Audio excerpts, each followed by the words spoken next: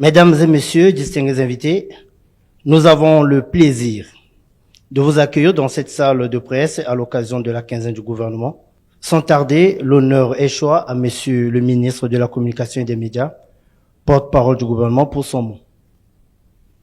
Monsieur le ministre de l'Assainissement urbain, du Développement local et de l'Entretien routier, très chers collègues, Monsieur le directeur de cabinet, Mesdames et messieurs les journalistes et chers représentants des médias, avant toute chose, je voudrais, au début de notre quinzaine de ce jour, remercier mon collègue le ministre Juste Désiré Mondélé, qui va inaugurer avec nous aujourd'hui une phase nouvelle de nos échanges. En effet, et cela avait été, je crois, un souhait unanime de tous et de chacun ici, il est opportun que, de temps en temps, sur des sujets d'actualité brûlantes qui touchent au quotidien de nos compatriotes, des membres du gouvernement viennent plancher et échanger avec vous dans la quinzaine du gouvernement, cette quinzaine n'étant pas exclusivement l'apanage ou l'affaire du seul porte-parole. Le ministre Mondélé va assurément nous apporter des précisions utiles sur la signature récente d'un contrat de délégation de service public pour la collecte des déchets solides et l'exploitation des services de propreté à Brazzaville et à Pointe-Noire, délégation signée entre le gouvernement, représenté par mon collègue, et la société turque Albayrak. Il s'agit d'une excellente nouvelle pour nos concitoyens habitant dans les deux plus grandes villes de notre pays qui vont, et c'est notre espoir, retrouver un service public essentiel à la vie quotidienne et un environnement assaini. Monsieur le ministre, Mesdames et Messieurs, avant tout propos, ayons une pensée pour les victimes du naufrage meurtrier d'un canot rapide qui reliait Brazzaville à Kinshasa le 22 avril dernier. D'autre part, en ces heures sombres, et à la suite du président de la République qui a marqué sa solidarité avec l'Église catholique, en assistant à la messe célébrée à la mémoire de sa sainteté le pape François, nous réitérons nos sincères condoléances à l'ensemble de la communauté catholique du Congo. Le pape François fut un homme de foi, de dialogue entre les religions et de compassion pour les plus pauvres. Il a porté, durant son pontificat, un message d'humilité, de justice et de fraternité. Enfin, notre pays a été endeuillé par la disparition d'un grand homme d'État, Maître Aimé Emmanuel Yoka, ancien ministre d'État. Ce grand serviteur de l'État, dont nous saluons la mémoire, a eu un parcours qui a profondément marqué l'histoire politique, institutionnelle et juridique de notre pays. Mesdames et messieurs, notre pays a connu, ces jours derniers, un grand succès diplomatique avec l'adoption, à l'initiative du président Denis Sassou Nguesso, d'une résolution par l'Assemblée générale de l'ONU sur la décennie des Nations unies sur le boisement et le reboisement. L'adoption de cette résolution et la consécration de la constance, de la vision et des actions du président de la République du Congo, qui bataille, et nous le savons tous, depuis des décennies, pour la préservation de la richesse verte du monde.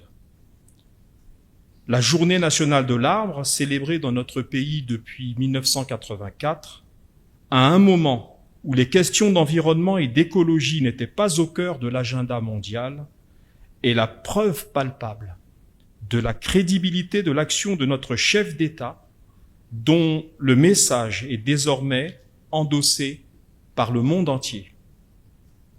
Autre sujet de l'actualité récente, nous pouvons citer le lancement de la Semaine africaine de vaccination, qui couvrait la période allant du 24 au 30 avril 2025, c'est-à-dire jusqu'à ce jour. Le message du gouvernement sur le sujet a porté sur l'importance de la vaccination, qui est un acte de protection, un geste de solidarité et une barrière contre la souffrance évitable. Le gouvernement, à travers cette campagne, affirme sa volonté de préserver ce qu'il y a de plus précieux, la vie, la santé et surtout l'avenir de nos enfants. Mesdames et messieurs, pour finir mon propos liminaire, je voudrais faire ici un clin d'œil à vos confrères des Dépêches de Brazzaville. Je ne sais pas si ce journal est représenté aujourd'hui. Vous avez fêté hier, 29 avril, votre 5000e numéro. Ce n'est pas rien pour un journal quotidien, notre unique quotidien.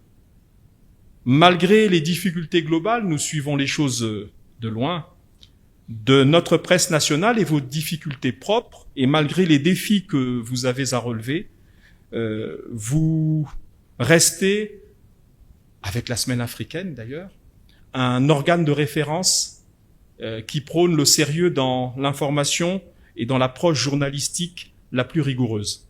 Et donc je voulais, au nom du gouvernement, du ministère des Médias que je représente, et je crois au nom de tous vos confrères, je voudrais vous souhaiter un joyeux anniversaire. Merci, mesdames et messieurs, pour votre aimable attention. Alors, monsieur le ministre, je vais commencer par là, parce que c'est ce qui colle à l'actualité. Vous avez vous-même appris la prévarication qui a cours, enfin, entre guillemets, au Trésor public, et certains cadres ont été interpellés. Il y en a un qui est à l'étranger. Alors, on ne sait pas exactement à quoi ça tient, quels sont les mobiles qui ont justement amené cette démarche judiciaire, d'autant plus que on sait que dans notre pays, nous disposons des institutions qui jouent le rôle des régulateurs, mais en même temps, qui doivent procéder au contrôle et à l'audit. Je pense par exemple à l'IGF, c'est-à-dire l'inspection générale des finances, l'inspection générale d'État, la Cour des comptes, la HALC, la direction générale du contrôle de l'État, le commissariat national aux comptes.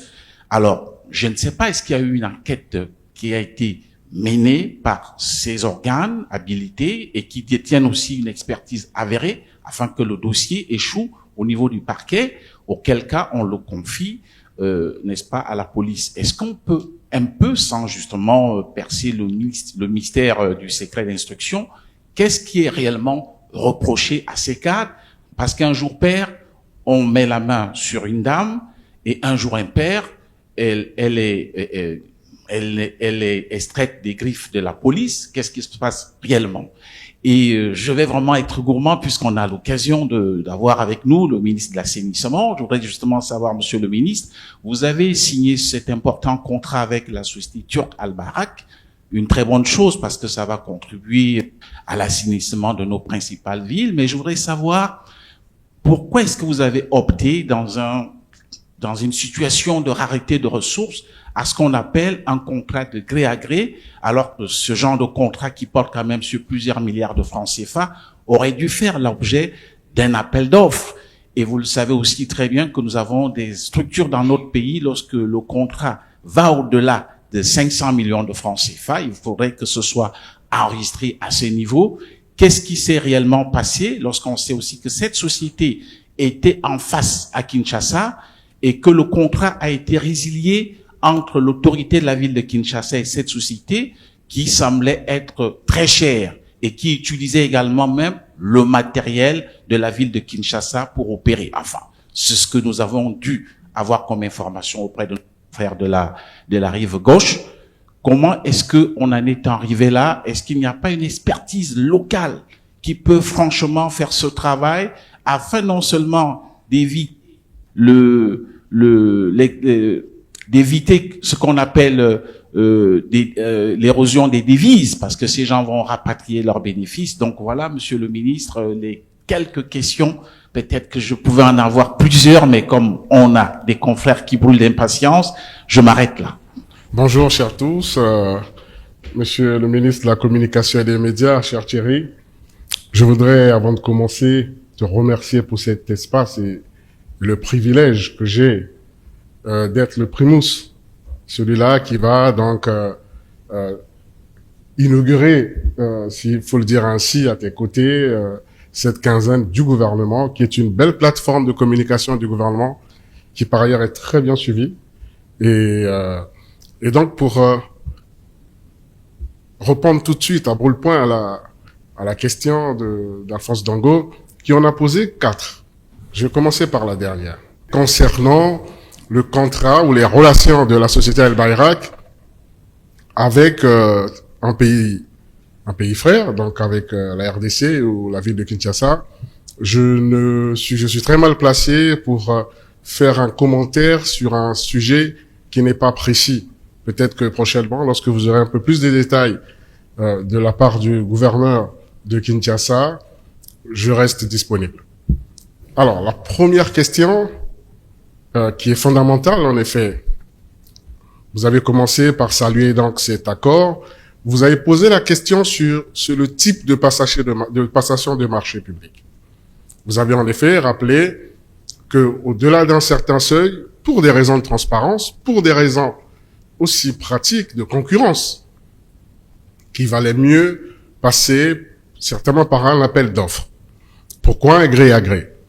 Alors, je tiens à souligner que la politique, la loi de passation des marchés publics en République du Congo, qui est aussi la même quasiment au niveau de la sous-région et même au niveau international, nous avons 2 options. Il y a les conditions qui exigent un appel d'offres national ou international, et il y a des conditions qui exigent en réalité un gré à gré. Grosso modo, la règle, c'est l'appel d'offres, mais l'exception, c'est le gré à gré. Et à quel moment il y a l'exception? Il y a l'exception quand il y a urgence, quand il y a impérieuse urgence. Et nous pensions que nous étions dans une situation d'urgence, d'impérieuse urgence sanitaire, puisque on a vu dans nos rues des tas d'immondices qui commençaient à joncher nos villes, les 2 villes principales, avec des risques d'épidémie. Vous-même, d'ailleurs, nos amis de la presse, vous n'avez pas hésité à en parler. Et vous parlez aussi d'appel d'offres. Je ne dis pas qu'il y a eu d'appel d'offres, mais je dirais qu'il y a eu consultation. Puisqu'il y a eu publicité. Publicité, est-ce que publicité de la part du gouvernement, mais publicité de la part de la presse et de l'opinion publique. Il y a quand même eu 7 mois de négociations avec la société El Bayrak. Et pendant 7 mois, pensez-vous bien que il y a eu d'autres sociétés avec qui on a eu des discussions, des échanges sur non seulement les détails techniques, ce qu'on appellerait en cas d'appel d'offres de cahier des charges, et gré à gré, chez les latins, c'est grétum. C'est quasiment se mettre d'accord sur un certain nombre de détails, sachant que l'appel d'offres, qui est un concours, est une démarche de sélection, mais en réalité un peu unilatérale. C'est vrai, ça garantit la concurrence.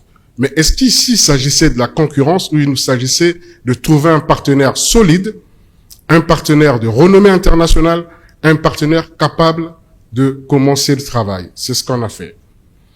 La deuxième question, qui, je peux résumer un triptyque: souveraineté, patriotisme, nationalisme. Je suis d'accord avec vous. C'est la question du contenu local.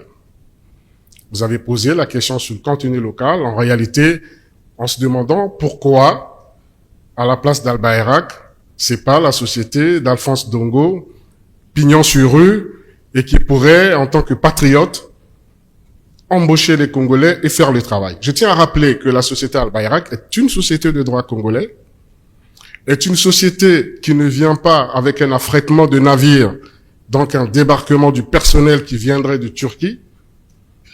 Environ 1000 travailleurs, sinon 1500 en ce qui concerne les emplois directs, ce sont des Congolais qui vont travailler. Et le top management, j'insiste, et nous avons insisté avec le partenaire, sera aussi animé par les Congolais. Donc, en réalité, la chaîne de valeur, parce que nous parlons de l'assainissement, et ne réduisons pas l'assainissement à un concept simple de collecte des déchets. C'est un tout. C'est vaste. Et dans cette chaîne d'assainissement, il y a aussi la valorisation. Et nous espérons avoir les sociétés congolaises. On va peut-être pas passer par les appels d'offres, sinon faire des appels à concours. Non. Nous espérons avoir plusieurs sociétés locales qui vont se rapprocher de nous pour discuter, pour voir dans quelle mesure, en ce qui concerne la chaîne de valorisation, cette fameuse économie circulaire, comment intégrer les sociétés congolaises. Alors, la troisième question, qui est la dernière, en réalité, puisqu'il en a posé 4, c'est cette inquiétude de vouloir une chose et son contraire. C'est-à-dire que on a eu une période où il y a eu des tas d'immondices, mais à juste titre. La patience est déchaînée, à juste titre. Des questionnements sur comment faire, puisque la société, la précédente, venait donc de voir son contrat s'arrêter. Et aussi, il y a eu une grève. Il y a eu une grève des travailleurs. C'est aussi l'occasion, je profite de l'occasion, cher Thierry, pour dire aussi, lancer un appel pour la responsabilité des travailleurs. Souvent, c'est une ou deux personnes qui prennent en otage toute une équipe sans en mesurer les conséquences. Parce qu'en réalité, d'où est venu cet amas, ce tonnage des déchets dans les villes de Brazzaville et de Pointe-Noire? C'est parti d'un conflit interne d'une société privée. Et c'est ce conflit interminable, 1 mois, 2 mois, qui en réalité a quasiment conduit la société, qui était déjà en situation de contrat précaire, quasiment à la banqueroute. Et on s'étonne, mais il est important de dire que le droit du travail doit être respecté. Lorsque le service minimum est respecté, on protège aussi l'outil du travail. Dans ce cas, l'outil du travail n'a pas été protégé. La conséquence, c'est qu'on a connu ce qu'on a connu. Donc, il est important de remonter à l'étiologie des faits. Et l'étiologie des faits, c'est que ces 2, 3 bonhommes qui se sont retrouvés, qui ont pris en otage une société, et aujourd'hui, ils n'arrivent pas à faire face aux obligations sociétales, aux obligations sociales, aux conditions des autres travailleurs. Sur la première question concernant l'affaire évoquée par Alphonse Ndongo, j'aimerais dire ceci. D'abord, faire mienne les conclusions du ministre sur le fait que cette affaire relève des services compétents. Si affaire il y a. Les services compétents, c'est les services de justice, qui sont de 2 types. Vous avez les services du procureur de la République, qui éventuellement mènent une instruction, ouvrent une information judiciaire, et qui peuvent, à l'occasion de la recherche de la vérité ou d'éléments matériels sur une clameur ou sur quoi que ce soit d'autre, mettent en mouvement un certain nombre de services, notamment la police judiciaire et tous les services de police afférents. Ce travail, s'il est fait, ne peut pas appeler de commentaires de la part de l'exécutif. On n'a rien à dire là-dessus. Sinon, on est, excusez-moi l'expression, dans un chamboulement de l'état de droit où l'exécutif serait mis à contribution là où ce sont les services compétents qui ont la main. Ils ont d'autant plus la main, cher Alphonse Ndongo, que on a tous vu, vous comme nous les gouvernants, les membres du gouvernement comme vous, fleurir sur les réseaux sociaux des documents, vrais, faux, nous n'en savons rien, des mandats d'arrêt, et aujourd'hui on dit qu'ils ont été retirés, nous n'en savons rien. Laissons les services compétents communiquer le moment venu, si tel est leur désir. Vous voyez un peu dans d'autres organisations judiciaires, on le voit notamment sur des crimes crapuleux, on suit un certain nombre de médias d'information, quand il y a des crimes odieux comme il y en a eu récemment plusieurs dans un pays bien connu de nous. Que font les observateurs, qu'ils soient le gouvernement ou qu'ils soient les journalistes que vous êtes? Ils disent souvent, nous attendons une communication de monsieur le procureur de la République, qui généralement ne manque pas de réagir et de donner la vérité sur l'état d'avancement d'une affaire. Donc nous en sommes là, vous comme nous, avec cette sacro-sainte séparation des pouvoirs qui nous amène à ne pas avoir plus d'éléments que cela. Et dernier point, puisque je lis sur les réseaux sociaux ou ailleurs un certain nombre d'affirmations, si quelqu'un prend ou retire un mandat, c'est le procureur. Il n'y a personne d'autre. Personne ne peut lui dire retire, maintien. C'est lui qui est maître de sa procédure. Voilà, c'est tout ce que je pouvais ajouter sur la question. Merci, Monsieur le Ministre. Ernest Blanchard-Dimy, je pose mes questions pour le Patriote et le groupe Brazanet. Je crois que c'est quand même un acteur important de l'exécutif, puisque le Trésor dépend du ministère des Finances, donc il fait partie de l'exécutif. Au-delà des aspects judiciaires, et soutenu par le principe de la séparation des pouvoirs, est-ce que le ministre de la Communication, porte-parole du gouvernement, peut nous expliquer en réalité ce qu'il se passe au Trésor public en lien avec cette affaire dite Dongo Zidane?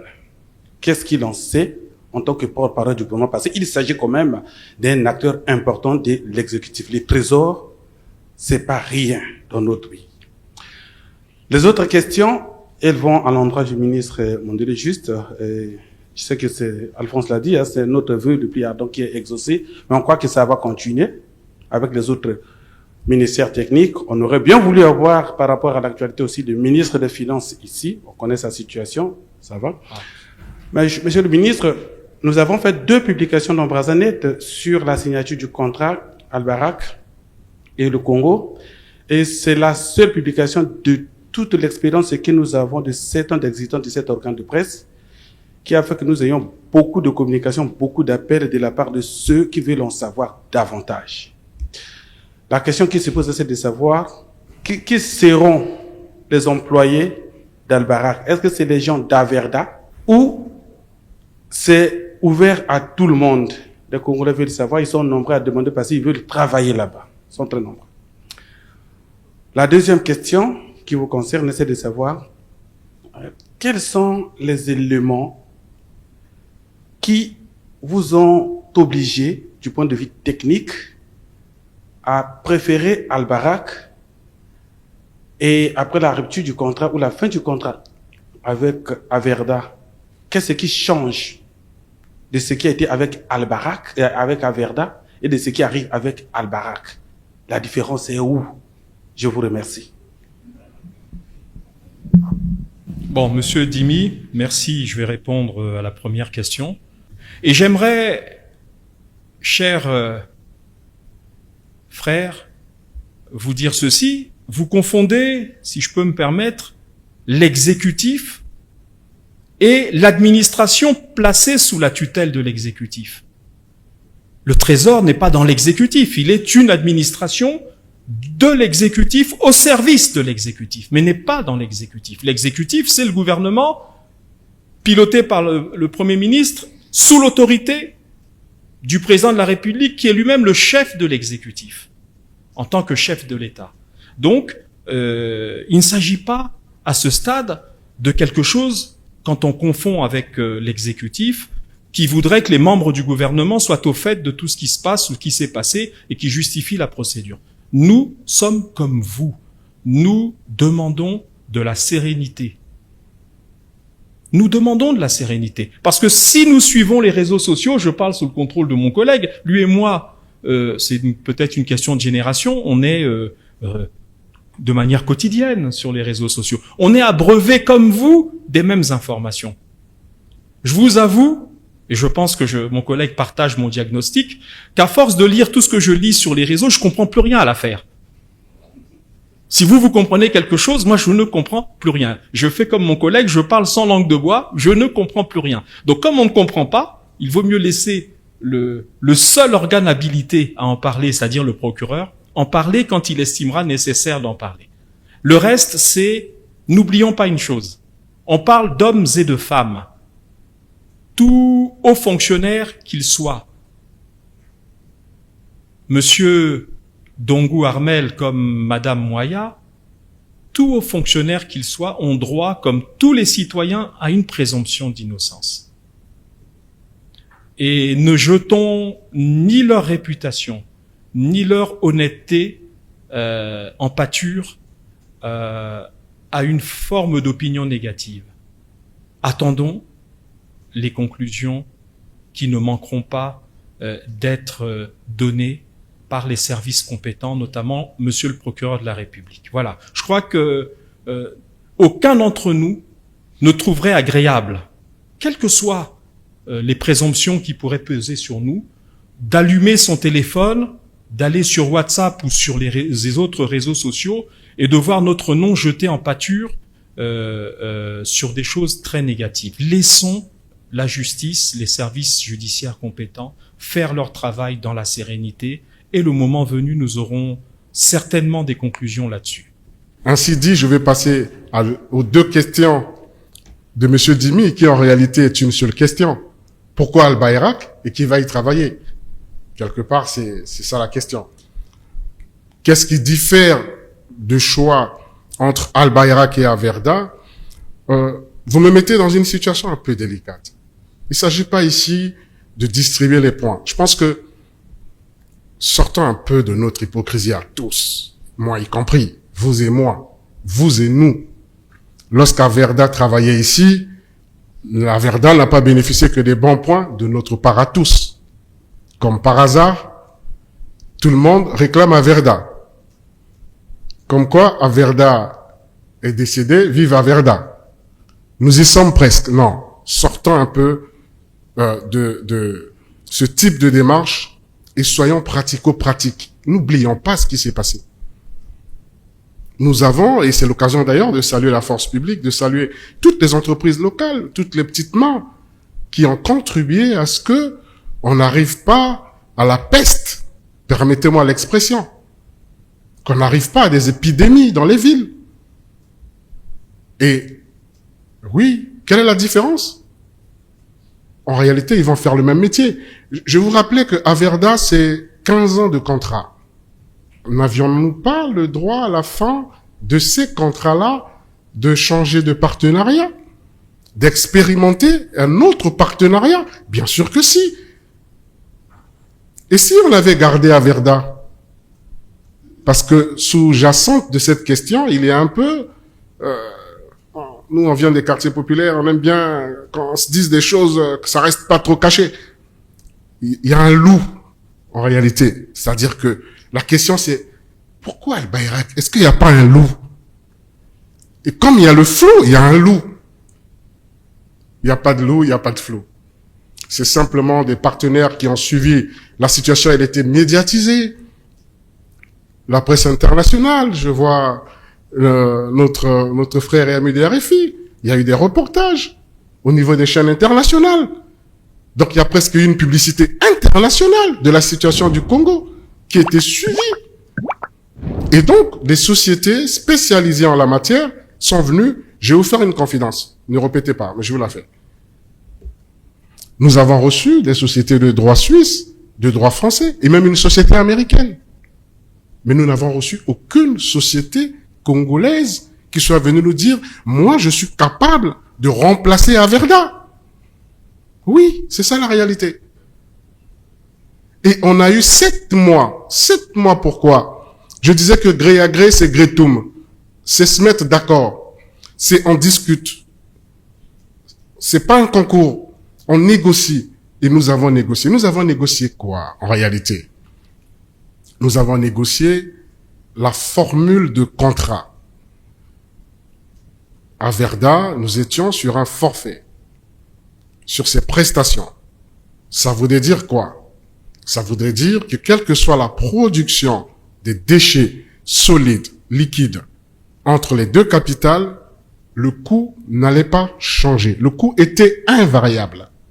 Nous avons trouvé maintenant une variable. La variable, c'est que maintenant, nous ne sommes plus au forfait. Nous passons au tonnage avec donc les méthodes de pont bascule pour que les deux municipalités arrivent à quantifier les déchets et que la facturation soit faite réellement sur la production des déchets. La première différence.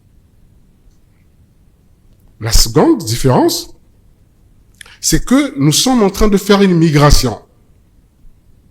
Il y a le directeur général d'assainissement qui est là, qui est lui-même entrepreneur en ce qui concerne les services d'assainissement. Oui, j'aimerais bien avoir les entrepreneurs et nous lançons un appel à voir les entrepreneurs qui ne vont pas aller acheter les déchets. Parce que Albairak pourrait aussi vendre les déchets. Parce que c'est une matière première, c'est un intrant. On fait beaucoup de choses avec les déchets aujourd'hui, en ce qui concerne la valorisation de ces déchets.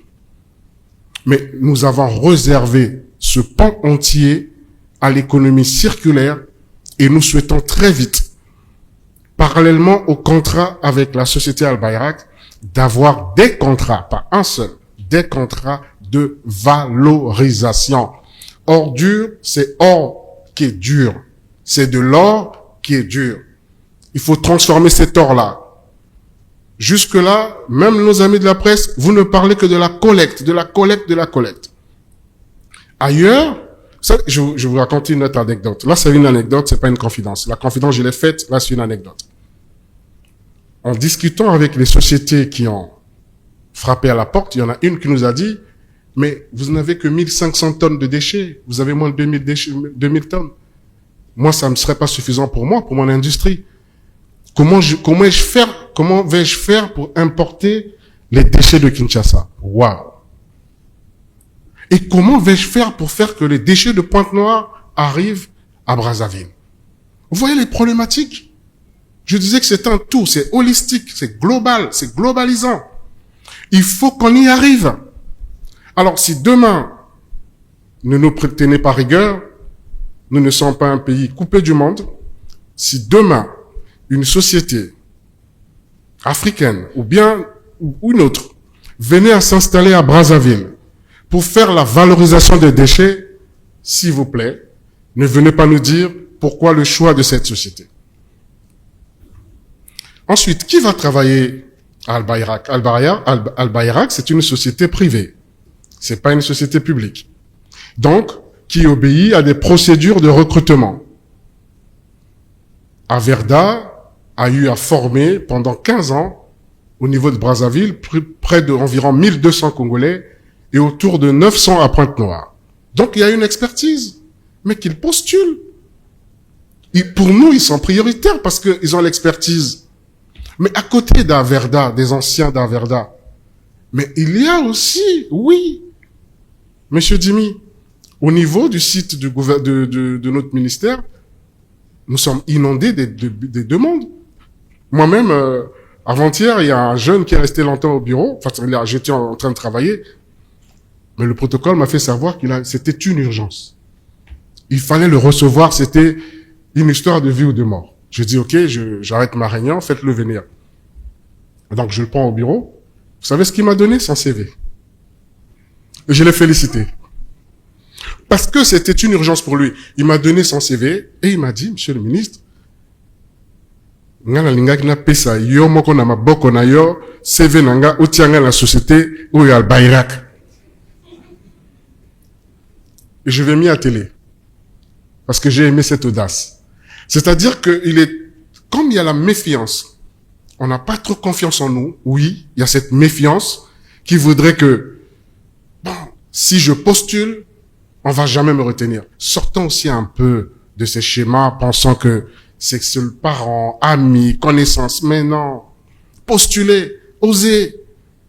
Oui, ne dites pas ça aux jeunes. Parce que si vous dites aux jeunes que de toute façon c'est pas la peine, les recrutements se font au ministère, et là-bas il est député de Wenze, c'est tout Wenze qui va y travailler, c'est faux. Nous avons d'autres expériences de managers dans ce pays qu'on a eu à faire. Faites des enquêtes. Là où nous sommes passés, est-ce qu'il y a eu que les nôtres qui ont travaillé? Mais non. Moi, j'ai été docker, pour votre information, directeur général de la Société congolaise de manutention de bois. Mais des jeunes postulés, encourageant les jeunes à aller déposer leur CV. Par contre, nous n'avons aucune influence particulière pour demander à l'entreprise privée de les embaucher. Par contre, oui, nous n'accepterons pas, comme je vous ai dit, que des navires soient affrétés, que des avions soient affrétés avec du personnel qui viennent d'ailleurs, que ce soit des pays africains ou autres, pour venir faire le job. Ça, non. Nous voulons aussi renforcer l'expertise locale. Le dernier point sur la différence des contrats, c'est la durée. Nous sommes sur un contrat quinquennal de 5 ans, renouvelable, avec une évaluation à mi-parcours, ce qui n'était pas le cas. Et donc, je tiens à le faire remarquer. Et donc, oui, il y a bien une différence, mais c'est pas une différence forcément technique opérationnelle. Il s'agit pas ici de dire que Averda ne faisait pas le job, mais il s'agit aussi de souhaiter qu'il y ait une performance améliorée en ce qui concerne Al-Bayrak d'une part, et d'autre part, ce sont les Congolais qui doivent postuler, et c'est la préférence nationale qui va donc être mise en avant pour en ce qui concerne ce contrat. Merci. Merci, Monsieur le Ministre. Je suis Gabrielle Mabiala. Je serai un peu gourmande. J'ai Tcheleka Média. D'accord. J'ai 3 questions pour Monsieur le Ministre en charge de l'assainissement et une question pour Monsieur le Ministre de la Communication et des Médias. Allez-y.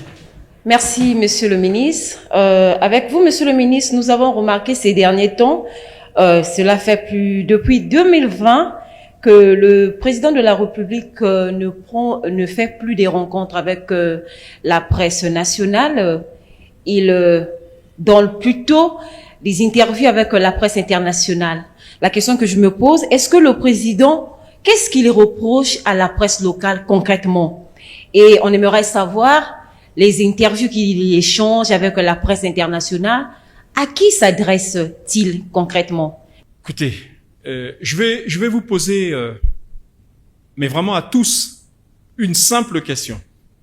Y a-t-il ici un organe qui aurait fait une demande d'interview au président de la République, demande passant par les voies administratives habituelles, c'est-à-dire le cabinet du président, qui lui-même renvoie à l'intérieur du cabinet au département communication et médias de la présidence de la République, et que cette démarche, depuis 2020, avez-vous dit, n'aurait pas été couronnée de succès. Y a-t-il ici un organe qui a fait une demande d'interview formelle, officielle, administrative au président qui n'a pas fait l'objet de réponse? Citez-moi. Y a-t-il un organe? Y en a-t-il un? Bon, comment voulez-vous que le président réponde si on lui pose pas la question? Je crois que quelque part, il y a un verset biblique qui dit « Frappe et on t'ouvrira. Frappez et le président certainement vous ouvrira. » Je dis bien certainement, moi je ne suis pas le président pour répondre à sa place. Je dis, mais si vous ne demandez pas, il n'y aura pas de réponse. Donc demandez. Frappez, on vous ouvrira. Bon. Monsieur le ministre, toutes les routes des Brazzaville sont en état de dégradation. Cela fait déjà plus de 100 jours après la création du nouveau ministère que vous êtes à la tête, malgré la tenue d'un forum dédié à l'assainissement, une question persiste. Que fait concrètement le gouvernement pour l'entretien des routes?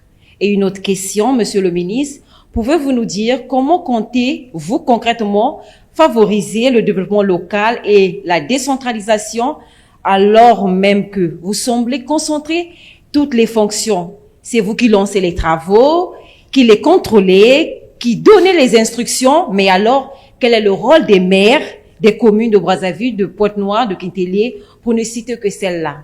Et l'autre question, monsieur le ministre, la troisième et la dernière question, quelques cimetières situés dans la zone nord du pays sont en proie des herbes. Et il y a des populations qui déclarent qu'il y a des serpents là-dedans. Dans le cadre de l'assainissement, que comptez-vous faire, monsieur le ministre? Merci. Madame Gabrielle Mabiala. Non, mais laissez d'abord peut-être... Alors, vous avez posé une question, la deuxième, vous avez répondu à la troisième. Je vais m'expliquer. Vous avez posé la question en réalité de la corrélation entre le ministère et les collectivités locales. Et ensuite, vous avez demandé au ministre comment compte-t-il faire pour assainir les cimetières? trouve les serpents. J'aurais préféré en réalité que vous me demandiez est-ce que Monsieur le ministre pouvait transmettre au maire de Brazzaville cette question-là, ce sujet, mais bon, on va y répondre. Sur la corrélation entre l'exécutif, le gouvernement et les collectivités locales, vous savez, nous n'inventons pas le fil à couper le beurre. Moi, j'essaie dans mon langage d'être un peu plus proche parce que je sais que derrière vous, il y a des milliers de Congolais qui nous suivent. En réalité, les ministères des villes existent. Et nous créons les cadres. Nous ne faisons pas les travaux, comme vous dites. Prenons que la classification des routes au niveau de notre pays. Et c'est la même classification au niveau international. Pour prendre l'exemple de la France. Les routes sont classifiées, stratifiées. Vous avez les routes nationales, vous avez les autoroutes, vous avez les routes nationales, vous avez les routes départementales, vous avez les routes communales. La question, qui a la charge des routes, des autoroutes et qui a la charge des routes nationales? Je prends chez les autres, je prends pas chez nous.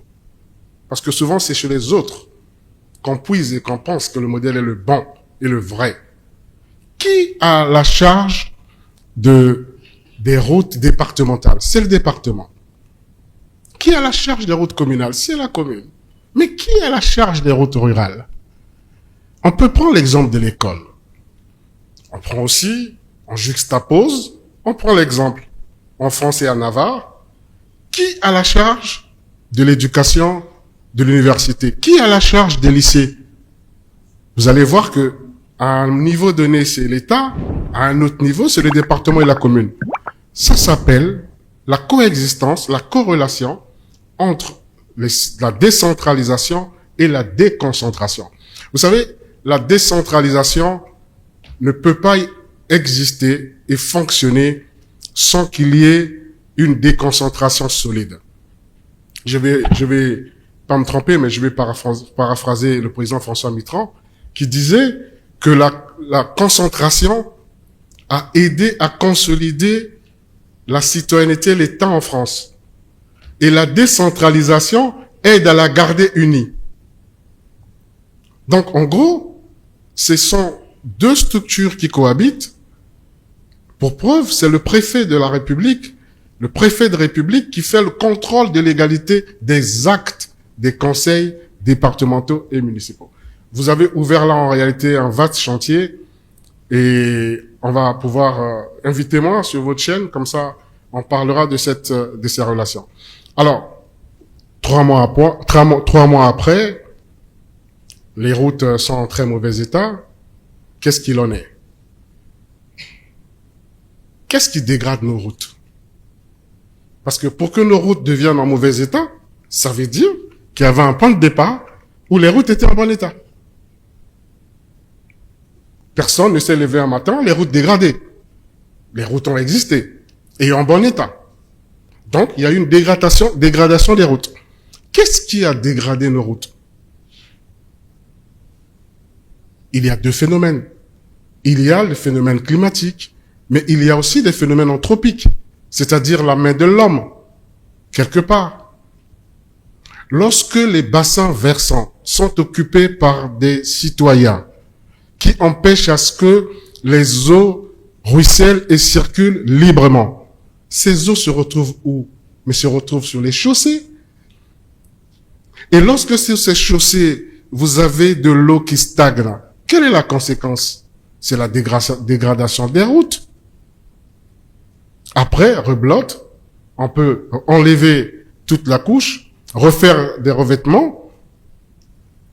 Ça va être une question de temps. Donc, alors, l'approche qu'on a, c'est vrai qu'il y a l'urgence, mais on voudrait aussi avoir une nouvelle approche doctrinale. Je m'explique. La plupart des routes qui sont dégradées aujourd'hui sont des routes en bitumées. Comme on dit chez nous, goudronnées. La question, c'est, je disais qu'il faut peut-être aller vers une nouvelle doctrine. Est-ce que devrons-nous continuer à garder des chaussées sur ce revêtement bitumineux? Bitumeux, ou alors aller vers les pavés, par exemple. savez, les grandes villes, Lisbonne, Paris, Rabat, c'est des pavés. Ça fonctionne bien. Pointe-Noire, qui est ma ville, c'était le centre-ville de Pointe-Noire, ce fut des pavés. Le jour où on a mis le goudron, ben, on a les conséquences qu'on a aujourd'hui. Donc, oui, nous avons, au niveau du gouvernement, en train de voir dans quelle mesure, en ce qui concerne Brazzaville et Pointe-Noire, les expériences ont déjà commencé. Je pense que ceux qui sont passés par Mazala ont vu qu'il y a ces pavés, je pense. Bon, même si Tcheleka ne fera pas le reportage certainement là-dessus, mais comme je serai invité, il faudra bien faire un reportage aussi là-dessus et on fera le commentaire. Vous allez prendre à la fois les routes dégradées, en espérant avoir pris les images avant la dégradation, et prendre aussi les routes qui sont en train de se mettre en place avec, par exemple, à Mazala, par exemple aussi à Jacopango. Et nous allons continuer parce que l'ambition, vous avez parlé de la conférence. L'ambition, c'est vraiment aller vers du tout pavé. C'est ça l'ambition. Mais cette ambition, elle s'accompagne aussi des moyens. Et la conjoncture n'est pas meilleure, mais on n'est pas aussi les plus malheureux. Donc, on essaie de voir dans quelle mesure le gouvernement peut trouver de la ressource, mettre à disposition pour les villes, essentiellement Brazzaville et Pointe-Noire, ce type de travaux, des pavés, parce qu'en même temps, il y a l'approche IMO, mais aussi ça intègre, et vous avez raison madame, ça intègre aussi le processus de l'assainissement. C'est pas que la collecte des déchets, il y a aussi ce type d'ouvrage.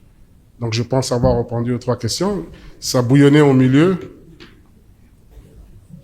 Merci beaucoup, Monsieur le Ministre. Je suis à ONCS. Je vous pose la question pour le compte de Vox TV.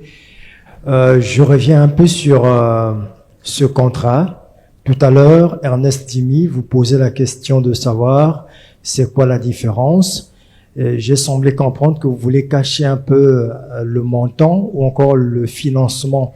Si avec Averda, il fallait décaisser à peu près une trentaine de milliards, et si vous parlez en termes de tonnes, et comment avez-vous évalué ces tonnes? Si c'est 1000 tonnes, 1500 tonnes, ça nous coûtera à peu près combien? Alors, je réponds tout de suite à votre question. Je ne sais pas si vous avez lu le contrat Averda. Je suis pas si sûr. Vous l'avez lu, le contrat Averda? C'est vous qui posez les questions, mais je m'interroge, simplement. Si vous l'avez lu... Monsieur le ministre, c'est une supputation. Certainement, vous avez dit le contraire. Ah, très bien. Comme c'est une supputation. Non, je pense qu'on parle là des sociétés privées. On parle des contrats, donc du chiffre d'affaires d'une entreprise. Nous, ici, ce qui nous intéresse, c'est, que le contrat, les clauses contractuelles soient respectées. Et surtout, que le contribuable ne paye pas plus qu'il n'a payé avant. C'est ça le but d'avoir un nouveau partenaire.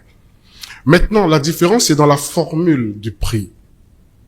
Je disais qu'hier, c'était au forfait. Supputant que c'était 30 milliards.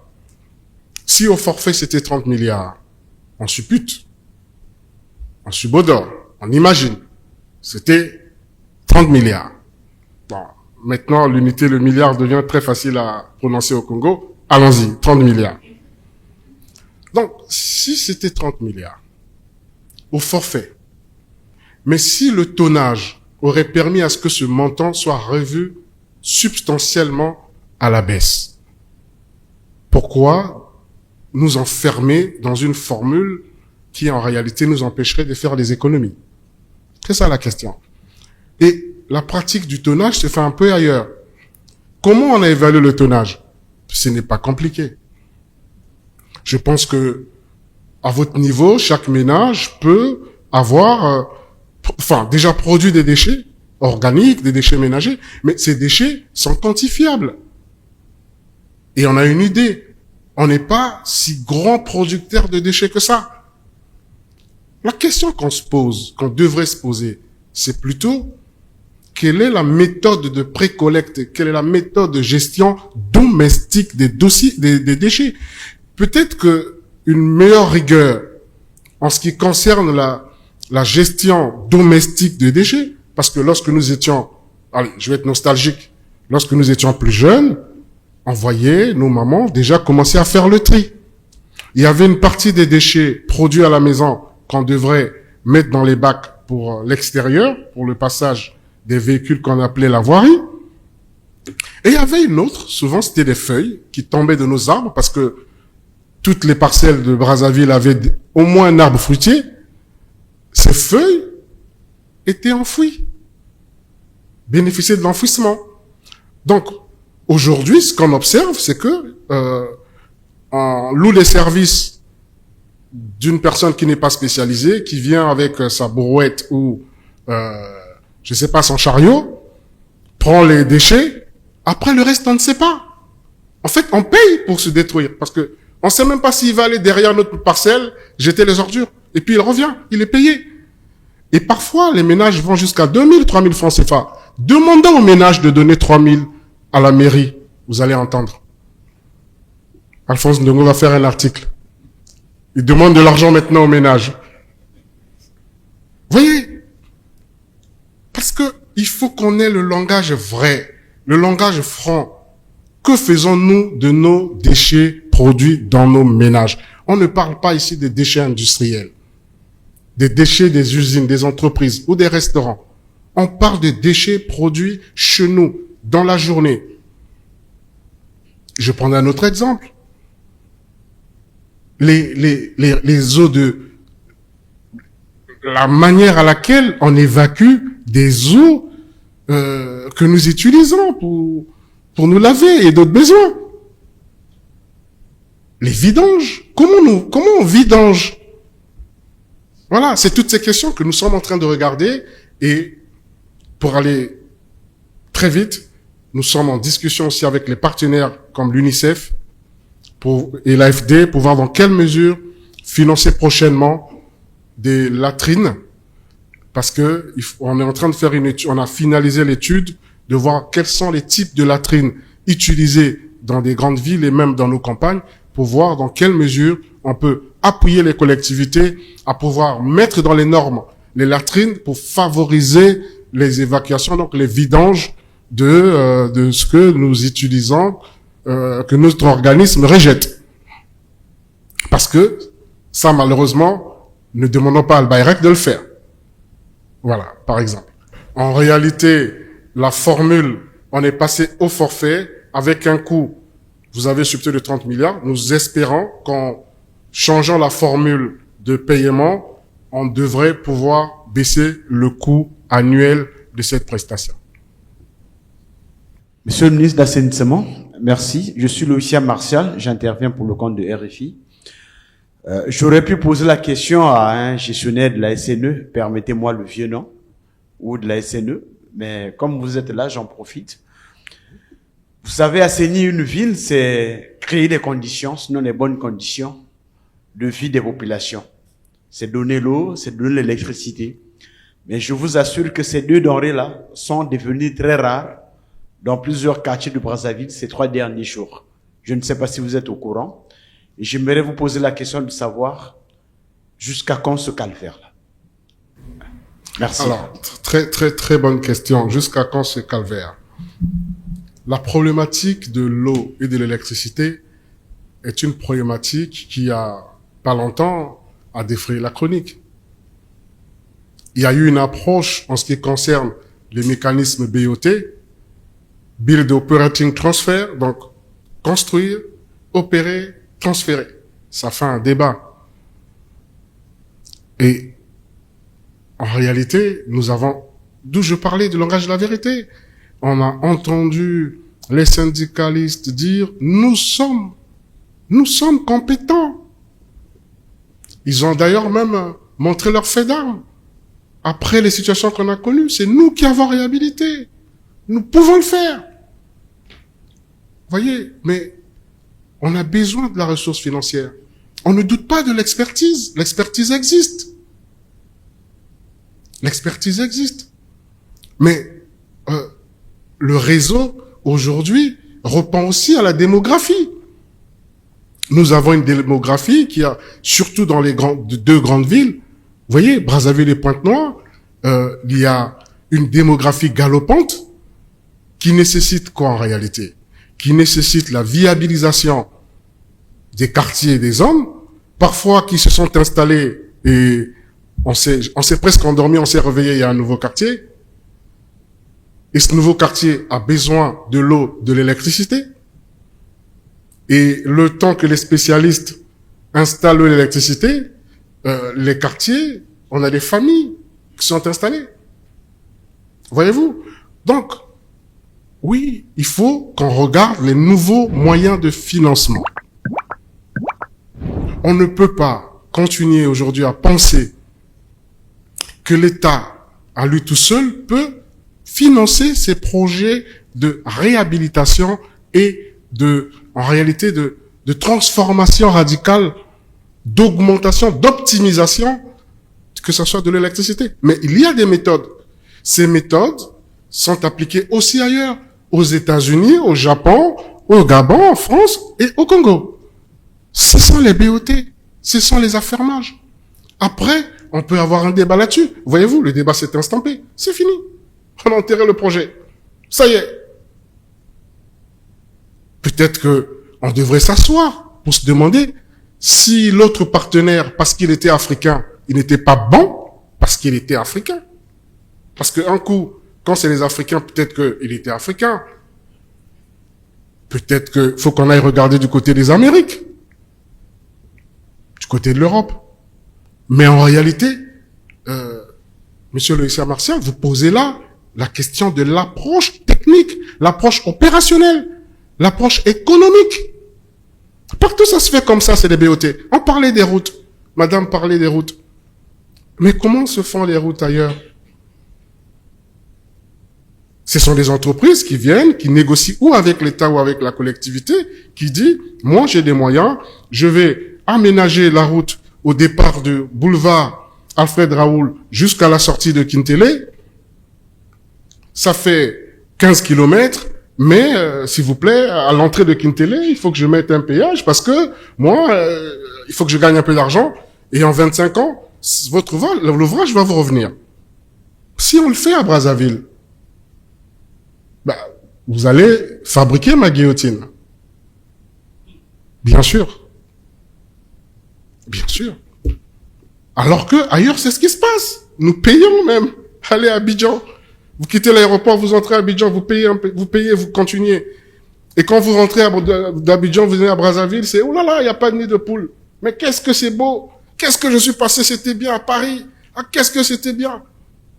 Mais la même expérience, les mêmes expériences qui se font ailleurs, lorsqu'on essaie de le faire chez nous, il y a un problème doctrinal, il y a un problème sociologique, il y a un problème culturel, il y a peut-être aussi un problème politique. J'en sais rien. Mais à un moment donné, c'est comme le soleil, quoi. Tout le monde a besoin de l'eau, tout le monde a besoin d'électricité. Quelle que soit sa coloration idéologique et autres. Donc, oui, il faudrait à un moment donné qu'on se retrouve pour se parler sans passion. Alors, sans passion, poser les vrais problèmes tels que vous les posez là, des vrais, mais aussi arriver à trouver des solutions durables. Voilà, donc Albert Miazupota, la semaine africaine. Je voulais dire, Monsieur le ministre, on vous entend bien, c'est clair et net, mais quelle est l'ambition de temps que vous vous donnez ou que vous nous donnez pour que tout cela donc change? C'est-à-dire, en combien de temps nous aurons de meilleures routes, nous aurons une bonne voirie, nous aurons, voilà. Je vous ai bien compris et je vais vous répondre. Je vais vous répondre en un seul mot. Je vous réponds en combien de temps tout cela devrait être fait. Il y a urgence très vite. Ça devrait être fait très vite parce que nous sommes dans les urgences. Mais ça devrait être fait aussi avec les citoyens. Merci. Je suis Jean-Eudes Ganga, je représente le site internet groupecongomedia.com. Monsieur le ministre de l'Assainissement, je suis heureux de vous avoir en face. Vous avez évoqué la question de l'eau. L'eau, elle est très vitale. Elle est très vitale. Une mauvaise qualité de l'eau, on sait tout le monde, hein, c'est ce que ça peut faire. Il y a un arrondissement à Brazzaville, l'arrondissement 8, Madibou. Je ne sais pas si c'est peut-être aussi possible à Djiri. C'est un arrondissement où les populations s'approvisionnent peut-être à un peu plus de 70% pour l'eau de boisson, s'approvisionnent au niveau des sources. Ces sources-là ne sont pas entretenues et la qualité de l'eau débitée par ces sources n'est pas contrôlée. Monsieur le ministre, ce que je fais, c'est une proposition que je vous fais en tant que ministre de l'Assainissement, c'est de mettre en œuvre un projet qui serait chargé de recenser ces sources-là. Elles sont à Madibou, elles sont à Kombe, elles sont à Ngangalingolo, un peu partout, de recenser ces sources et mettre en musique des missions de contrôle de la qualité de ces eaux-là. Parce que si elles ne sont pas bonnes, elles constituent évidemment un danger pour la population. Je voudrais aussi dans la foulée savoir ce que vous faites en tant que ministre en charge de la qualité de l'eau, puisque vous êtes à l'assainissement, ce que vous faites pour le contrôle des forages. Parce qu'on a des populations qui boivent l'eau des forages. Est-ce que c'est une eau recommandée comme eau de boisson, l'eau du forage, ou bien elle doit nécessairement subir un traitement par des méthodes qui sont connues, conventionnelles, avant d'être consommée en tant que eau de boisson? Merci. Merci beaucoup, Monsieur Ganga. Merci pour votre proposition. Et pour la seconde question, votre interrogation, en fait, fait appel à une concertation pratiquement à l'interministériel, parce qu'il y a un ministre, mon collègue en charge de l'hydraulique, il y a aussi ma collègue en charge des questions de l'environnement, et naturellement nous-mêmes, on devrait en effet pouvoir voir dans quelle mesure rassurer les populations, parce que, vous savez, les sociétés qui vendent de l'eau minérale ou de l'eau plate ou de l'eau, souvent, pour la bonne publicité, c'est écrit l'eau de source. Et c'est même précisé, surtout à l'étranger, c'est écrit l'eau de source naturelle. Et oui, vous avez raison mais on a des laboratoires mais par contre, votre proposition de faire le recensement de ces sources, elle est pertinente. Merci pour cette proposition, cette contribution citoyenne. Merci. Je suis Tressika Kipebe, journaliste à GoTV. Tressika Kipebe, journaliste à GoTV. Monsieur le ministre, on a connu Pro-Brazza, ça n'a pas marché. On a connu Averda, ça n'a pas marché. Aujourd'hui, le tour revient à la société Al-Bayrak. Est-ce que le Congolais peut croire à un meilleur service de cette société? Et aussi, quel est le sort réservé aux anciens agents d'Averda? Le gouvernement paiera-t-il des droits à ces agents ou bien ils seront abandonnés à leur triste sort? Merci. Merci pour les deux questions. Bon, déjà, Averda, je suis pas sûr que Averda ait échoué, puisque vous avez, Urbi et Orbi, demandé le retour d'Averda. Si Averda avait échoué, je vois pas pourquoi on demande aujourd'hui quelque part le retour d'Averda. Donc je peux pas porter un jugement sur la société Averda. Pro-Brazza encore, c'est un peu lointain, mais sur Averda, je ne porterai pas de jugement. Alors, madame, le sort. Bon, vous avez utilisé un mot qui est fort, le sort, et vous avez raison, parce qu'il y a des questions sociales. Le sort des anciens sociétaires, des anciens agents d'Averda, je pense que la société qui est une société privée, j'insiste là-dessus, c'est une société privée. C'est pas l'État qui a embauché pour le compte d'Averda. Averda a embauché pour son propre compte. Et les informations que nous avons, parce que ça nous préoccupe, parce que c'est le sort de nos compatriotes. Je sais qu'à ce jour, ils avaient reçu des notifications de cessation de leur contrat de travail. Ils ont pu percevoir, pour certains, sinon pour tous, quelques mois de salaire, mais il leur manquerait, je crois, 2 ou 3 mois de salaire. Mais ça devrait être résolu puisque la société Averda, qui n'a pas encore soldé, qui n'a pas encore bénéficié du solde de tout compte avec l'État, devrait aussi, et nous allons y veiller, solder aussi son compte auprès donc de ces anciens travailleurs.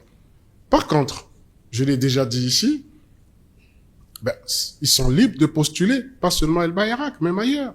Mais nous espérons qu'ils viendront nombreux postuler à Al-Bayrak parce que leur CV va parler pour eux. l'expérience du métier aidant, je pense que ils seront en pole position pour être utilisés, être embauchés dans la nouvelle société qui en réalité est un peu une continuité de ce qu'ils ont eu déjà à faire avec Averda.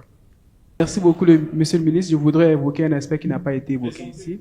Je suis Clavis Kiba, je représente le média en ligne journal Event. Monsieur le ministre, on a parlé des comptes performance d'Averda, mais j'ai envie de dire que le gouvernement congolais également a contribué parce que le gouvernement n'honorait pas ses engagements de financer. La question que je voudrais poser, c'est de savoir, est-ce qu'avec Al-Bayrak, il y a un nouveau mode de financement? Est-ce que, souvent, la même cause produit les mêmes effets? Est-ce que vous avez trouvé des précautions pour ne pas qu'on tombe dans les mêmes erreurs? Bon, c'est une bonne question. Mais je vais vous renvoyer dans la loi de finances. Dans la loi de finances 2025 a prévu des niches en ce qui concerne le financement de l'assainissement. Il y a la taxe sur les emballages non renouvelables, il y a la taxe sur les loyers, les maisons, donc nos maisons en location. Il y a donc pas mal de taxes que vous allez retrouver dans la loi des finances. Maintenant, je partage pas votre assertion en disant que c'est le gouvernement, c'est le gouvernement. Non, je pense que il y a une conjoncture qui est connue, qui était connue et qui par ailleurs est connue. Et le gouvernement a fait beaucoup d'efforts face à cette conjoncture pour en réalité ne pas déséquilibrer la société. Vous allez refaire vos enquêtes et vous posez la question à quand remonte en réalité la crise des déchets d'Averda. Mais c'est à partir du mouvement social. Tout part de là. Ma conviction, elle ne reste que la mienne. Vous la partagez, c'est bien. Mais je ne demande pas qu'elle soit partagée forcément. Parce que c'est la mienne. Ma conviction, la plus profonde, est que si les travailleurs d'Averda n'étaient pas rentrés dans une grève interminable,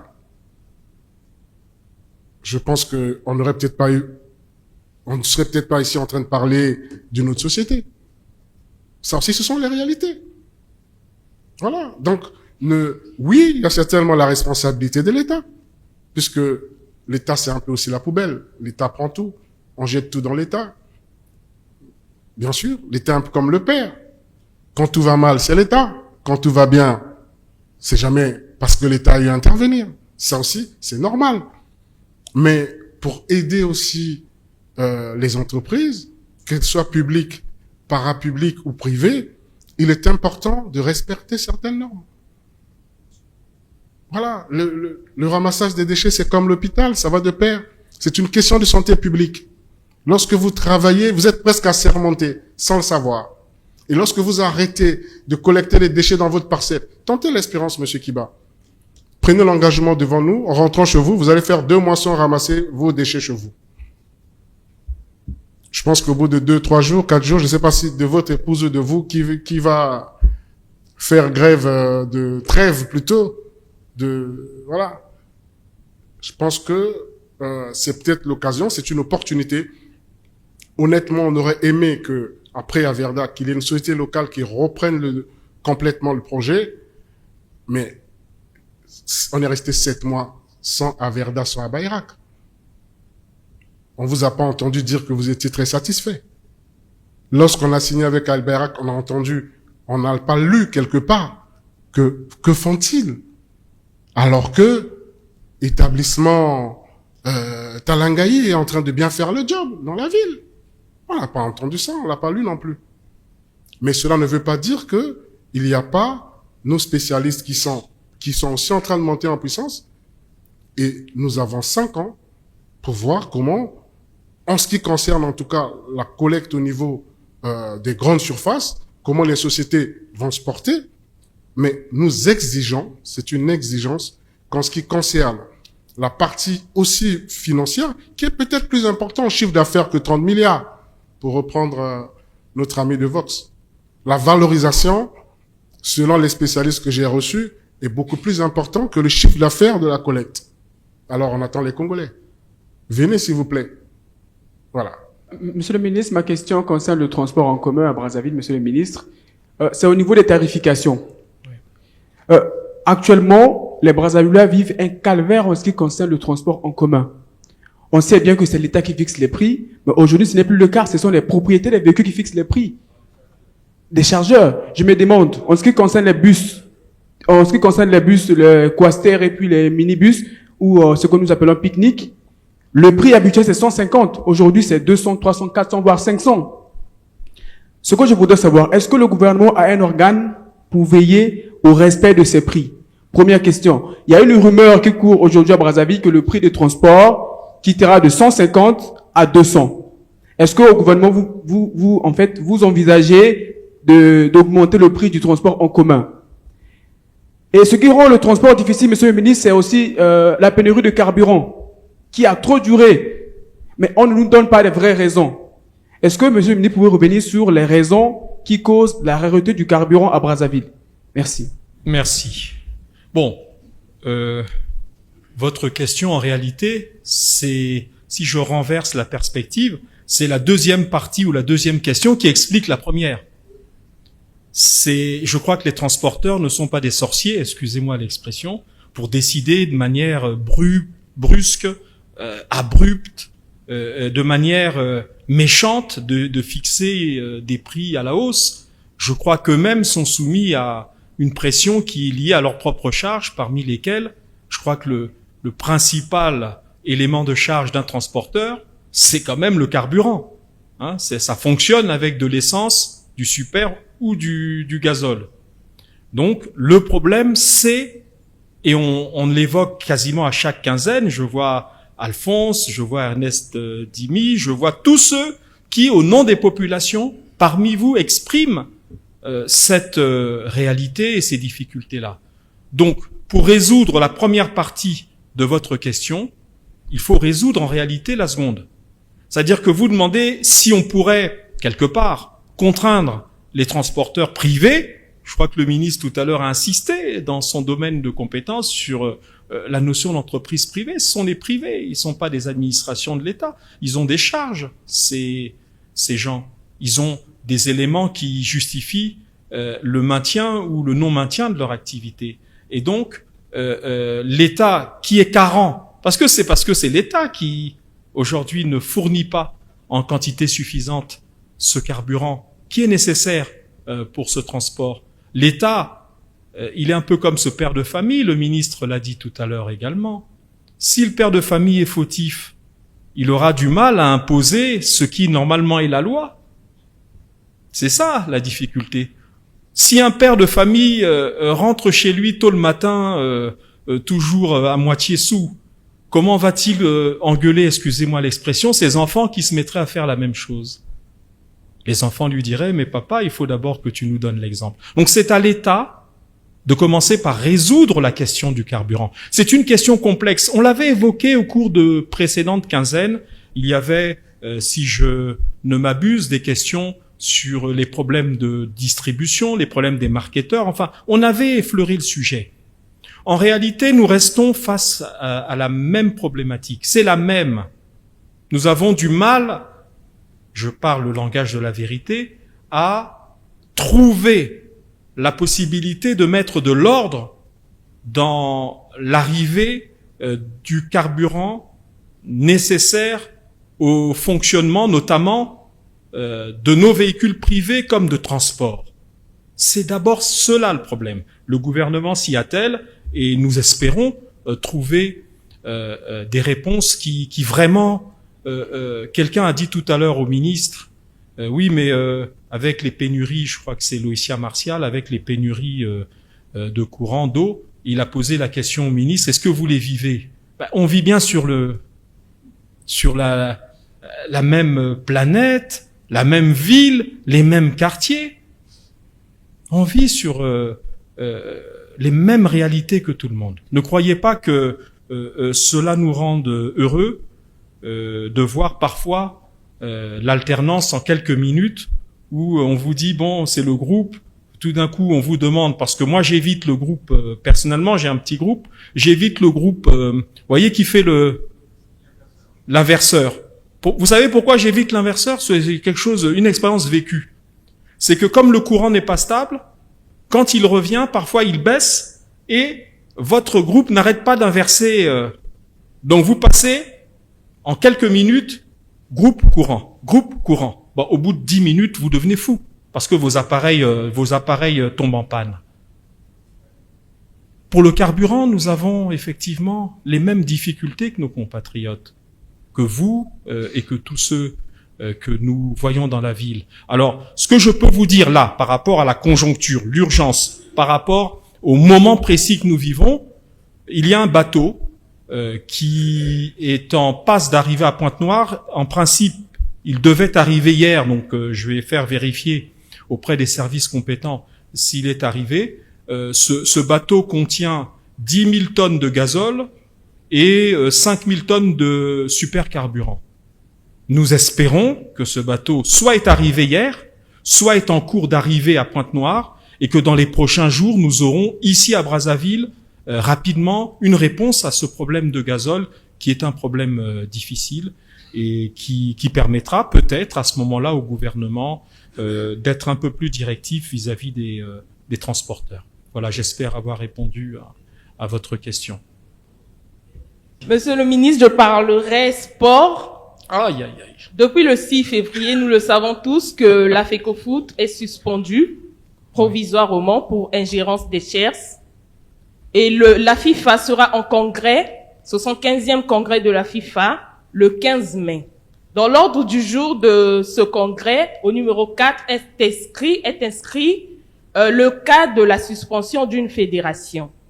Au niveau du Congo, rien ne change, rien ne marche, rien n'évolue.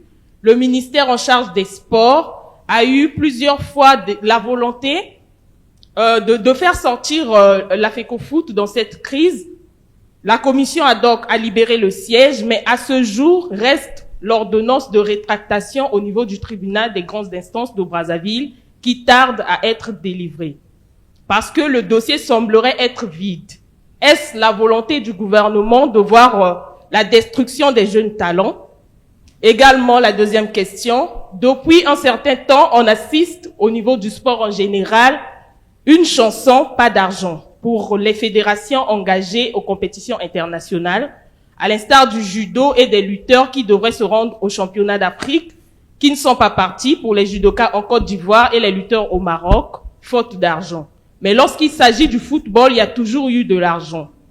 Pourtant, ces athlètes sont capables d'apporter au Congo des médailles d'or, d'argent et de bronze. Pourquoi ce choix du gouvernement? Pourquoi c'est toujours le football, pas les autres fédérations? Merci.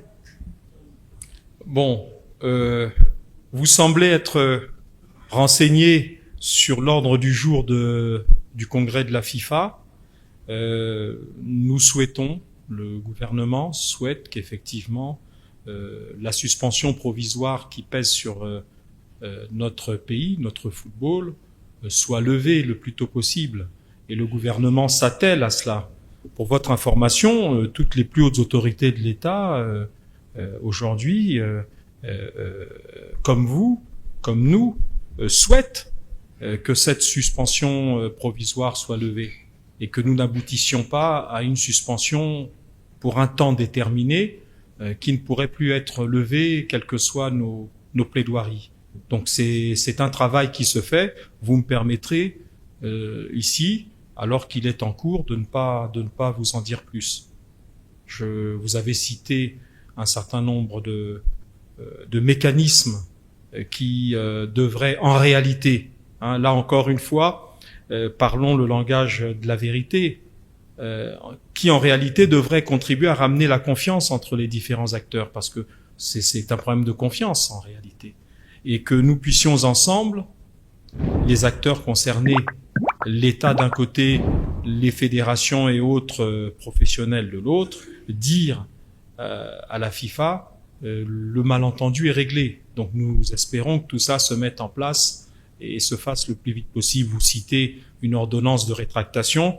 Je souris en tant que juriste de formation de voir qu'un mécanisme aussi spécial que celui de la rétractation est devenu aujourd'hui une chose publiquement partagée, y compris par des non-juristes, félicitations, parce que c'est vraiment un acte de procédure particulier, hein, la rétractation en matière de décision judiciaire. Et donc attendons et nous espérons, nous croisons les doigts. Vous dites le 15 mai, mais écoutez, le gouvernement, la fédération et tout le monde va plaider auprès de la FIFA, parce que une suspension pour une durée longue compromettrait les possibilités pour notre sport roi, c'est-à-dire le football, de continuer son redressement. Parce que des jeunes vous les formez, c'est pour qu'ils participent et qu'ils se frottent à un moment donné à d'autres jeunes à l'international, pas seulement in vitro dans notre propre pays, où de toute façon on va continuer, quoi qu'il en soit, à mener nos compétitions domestiques, mais elles ne resteront que domestiques, elles n'auront plus de retentissement à l'international. Ce n'est pas souhaitable, hein. Nous souhaitons tous que notre football reprenne sa place dans le concert des nations sportives au niveau de la FIFA. Vous parlez ensuite du financement des compétitions. Bon, j'aimerais, madame, si vous le permettez, faire un brin de provocation. Excusez-moi, il n'y a qu'en Afrique que nous voyons les fédérations sportives qui sont des associations de droit privé, hein, même si elles bénéficient d'une délégation de services publics dans leurs domaines respectifs, football, handball, basketball, etc., athlétisme, etc. Ce sont des fédérations de droit privé. Nous sommes en Afrique en général et au Congo en particulier dans une logique qui consiste à penser que l'État doit financer ces fédérations, qui par ailleurs ont des adhérents, certainement peuvent dégager des recettes, et si elles ne le font pas, doivent trouver les moyens d'en dégager. Maintenant, excusez-moi madame, mais celui qui paye décide. Puisque vous évoquez pourquoi on donne plus là-bas et moins là. Mais il y a quelque chose qu'on appelle le sport roi, c'est le football. C'est la loi du nombre. C'est-à-dire, là où il y a plus de passion. Mais cet engouement explique que ce sport roi bénéficie à travers le monde d'une attention plus soutenue. Et celui qui paye, puisqu'on demande à l'État de payer quand il peut, ben, il a tendance à donner la part du lion un peu plus à celui dont les retombées médiatiques, sportives et même politiques au sens noble du terme sont les plus grandes. Voilà ce que je pourrais vous répondre. Maintenant, ça n'exclut pas que quand il le faut, et on a eu l'exemple récent de nos handballeuses à Kinshasa, quand il le faut, il faut financer, surtout quand on a des espoirs de médailles. Merci. Je voudrais vous remercier parce que vous avez accompagné tout ce processus, vous continuez à le faire, chacun avec sa plume, chacun avec son micro et aussi son tempérament. C'est bien que nous soyons titillés, c'est bien aussi, j'ai suivi un beau débat, je ne citerai pas la chaîne, sur la question, pourquoi avoir signé, qu'est-ce qui manque, nous vous suivons, voilà, nous vous suivons. Ça nous permet aussi, là il faut rectifier le tir, de rectifier le tir. Cher Thierry, félicitations pour cet espace, parce que semble-t-il le gouvernement ne communiquait pas. Ben maintenant, on sait où passer à la barre. Absolument. Et donc merci à toi et félicitations pour cette initiative. Je vous remercie et bonne fin de journée et on reste disponible. Merci.